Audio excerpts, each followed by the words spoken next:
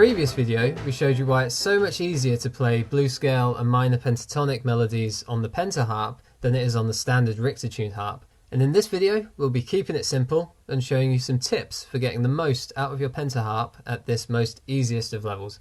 And again, we're giving away one PentaHarp to one lucky winner, courtesy of Hohner and their generous UK distributors, Sutherland Trading. So if you want to get the most out of your PentaHarp, or you just want in on that giveaway, then keep watching.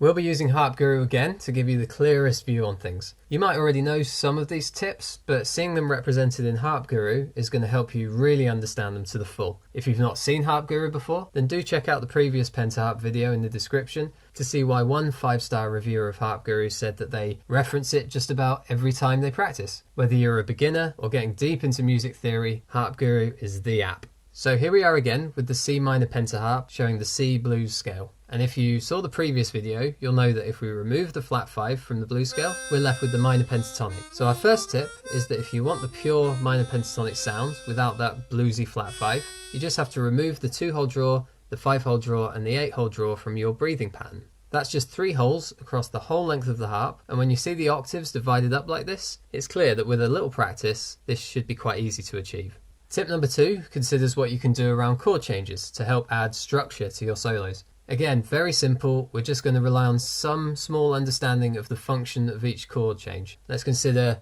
the very popular 12-bar blues, which uses the 1, 4 and 5 chords. Playing in the key of C, the 1 chord is C, the 4 chord is F and the 5 chord is G. And those of course match up to the root, the 4th and the 5th scale degrees that we can see here. Knowing exactly what scale degree you're playing at any one time is a great ability to have, and working with Harp Guru to build a good internal model of the harp can really supercharge that for you, especially on the PentaHarp where the layout is so simple. Keeping things really simple though, tip number 2 is to at least be aware of where your chord roots are and emphasize those chord root notes in your solos. So during a 12-bar blues, we can add a lot of structure to a simple riff just by emphasizing the 4th scale degree when we get to the 4 chord and emphasizing the 5th scale degree when we get to the 5 chord, as I'm trying to demonstrate in the background now. And that works great for chord progressions with 4 and 5 chords in them, and 4 and 5 are really the 2 most common chord changes. But you can use Harp Guru to understand where your root note would be for any other chord changes too. The 2 most common chord changes are probably the 6 chord and the 2 chord, and we can see on Harp Guru that to play the root note of the 6 chord, or the 2 chord, is going to require that we bend down from the flat 7 for the 6, and down from the flat 3 for the 2. And that if we did include both those notes in our scale, we would actually be able to play a Dorian scale, which is nice to know, but bending certainly isn't a simple technique. It's not exceptionally difficult to get started on, but we're trying to keep things really simple. So let's try something else. Let's imagine that we're no longer playing in the key of C. We're now playing in E flat. Well, we can play E flat on this C harmonica. It's the 1 draw. Let's see what happens if we start using E flat as our root note. This is what's called positional playing, in this case 10th position.